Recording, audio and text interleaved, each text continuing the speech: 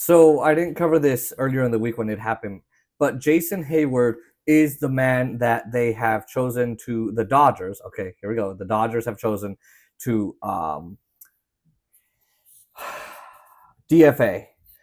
There was a couple things. Look, Jason Heyward, I don't believe was gonna make it in onto the roster. Okay, onto the postseason roster. It's just period.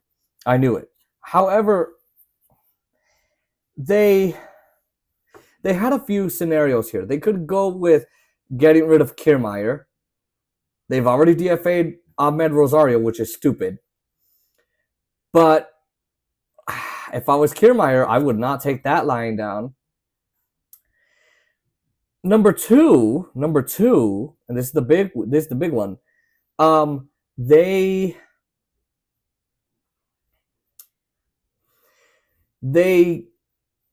let Jason Heyward go to have Chris Taylor activated.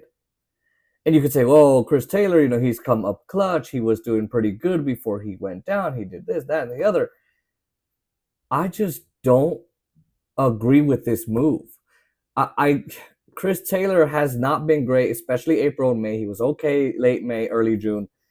He was out for most of this July and August. And now he comes back, and I just don't trust Chris Taylor anymore.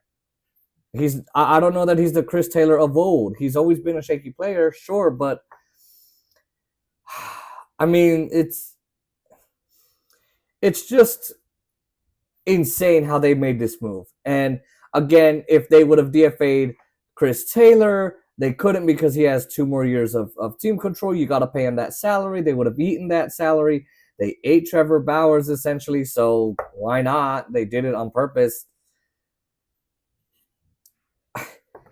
This is bad, but it's also really sad for Jason Heyward. It is sad for Jason Heyward. And Freddie Freeman, who is his best friend, said, look, he hasn't really talked to me. I've talked to him 3 times. He's not talking to anyone. Imagine getting fired and then having to put up with that, like having to go through that emotion. Yeah, he's right. And I think this is just another way to say the Dodgers front office messed up here.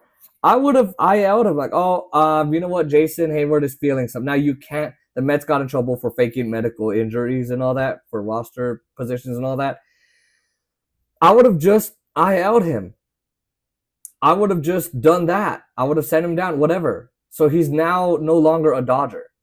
And I think that's terrible. Now, he was bad. That 1 home run was not going to help. We covered it on Monday. It just wasn't going to help. It just wasn't. But it doesn't matter. That was just... I feel for Jason Heyward. I do. And I can't imagine how he's feeling. But I would have at least kept him around because he does have that veteran respect, that leadership respect, all of that. And it's just unfortunate that the Dodgers had to go down this route. I wouldn't have brought up Chris Taylor. I would have kept him on the IL. I would have kept Jason Heyward on the 15-day IL. Now they're going to be bringing a puncher for Dusha and possibly Dalton Rushing and all these guys, and they're going to try and see who they bring up in the postseason because roster spots are going down right now. Then they're going to go back up, and then they go back down for the playoffs. And then I think they'll go up or whatever. I'm not happy with this move. Not that I thought Jason Heyward would make it on the postseason roster, but I'm not happy that they DFA'd him. I'm just not. I honestly thought they could keep him around the team, and he could have been a good mentor for a lot of people in the postseason where he's been. So Dodgers DFA Jason Heyward, designated for assignment. So they could have sent him down, but instead, no, he's not. He's now a free agent. So someone could claim him off waivers or whatever. I don't think it's going to happen. His stats don't show up well enough to go, okay, yeah. And he had that back tightness, that back strain, whatever. Look, I love Jason Heyward. He was a great platoon hitter last year. He hit 15 home runs. Was okay this time around. But yeah, Jason Heyward DFA'd by the Dodgers. Not a great move, honestly. And I don't like Chris Taylor coming back either. But let me know what y'all think because I'm just not in it.